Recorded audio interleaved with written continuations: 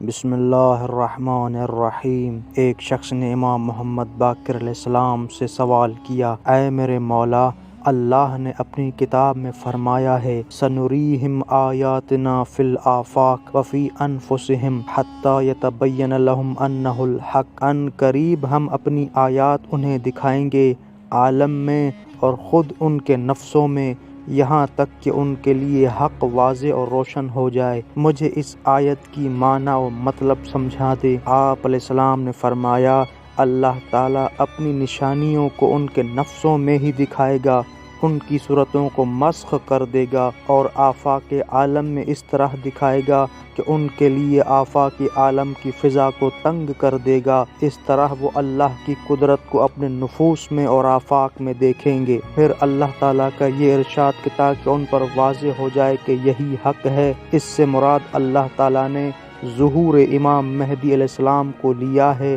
کہ یہ حق ہے، اور یہ ظہور امام مہدی اللہ کی جانب سے ہے۔ یہ سب مخلوق کو دکھایا جائے گا اور یہ لازمی ہونا ہے۔ اب سوال یہ پیدا ہوتا ہے کہ امام مہدی علیہ السلام کا ظہور ہوگا کب؟ کیا آنے والے سال 2023 میں ہوگا؟ تو اسی امام نے فرمایا خروج سفیانی اور امام مہدی علیہ السلام کا ظہور ایک ہی سال میں ہوگا۔